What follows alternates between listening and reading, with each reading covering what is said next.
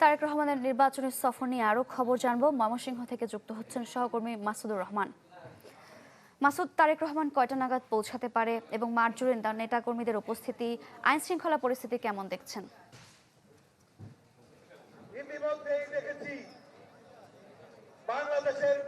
সারিকা 22 বছর পর তারেক রহমান ময়মনসিংহে আসছেন। এর আগে তিনি যখন সবশেষ এখানে আসেন তখন ইউনিয়ন পরিষদ সম্মেলনে এসেছিলেন বিএনপির। 22 বছর পর যেহেতু আসছেন, এখানকার নেতাকর্মীদের মধ্যে তিনি নির্বাচনী প্রচারণা আসছেন সকাল থেকে। সার্কিট হাউস ময়দান ময়মনসিংহের আমরা যদি বাম পাশে দেখাই, সেখানে যে নেতাকর্মীদের ঢল নেমেছে বলা যায়। সেখানে তিনি বিএনপির পক্ষ থেকে ময়মনসিংহের যে 11টি আসন, সেই 11টি আসনের বিএনপির পক্ষ থেকে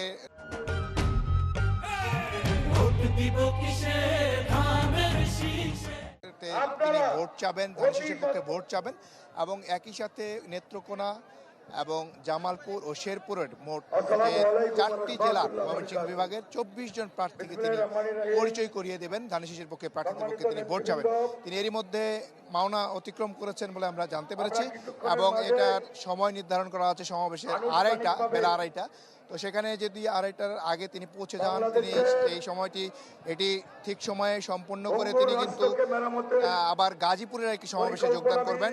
গাজীপুরের সমাবেশ শেষ করে তিনি আবার ঢাকার উত্তরায় একটি সমাবেশ শেষ করে আজকের মতো যে সারাদিনের যে প্রোগ্রাম নির্বাচনী প্রচারের সেটি শেষ করবেন। আজকে তার নির্বাচনী প্রচারণের মাঠ পর্যায়ে 4র্থ দিন এবং এখানে সার্কিট হাউস ময়দানে তিনি আসবেন। এই উপলক্ষে নেতাকর্মীরা আশা করছেন যে দলের পক্ষ থেকে তারেক রহমান এখানকার তিনি যে দাবি দেওয়া রয়েছে সেগুলো পূরণের আশ্বাস দেবেন এবং নেতাকর্মীদের কিছু দাবি দেওয়া রয়েছে।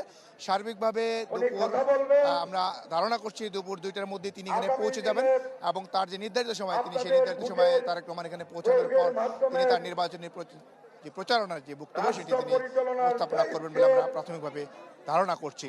সারিকা, মাসুদ, ধন্যবাদ আপনাকে।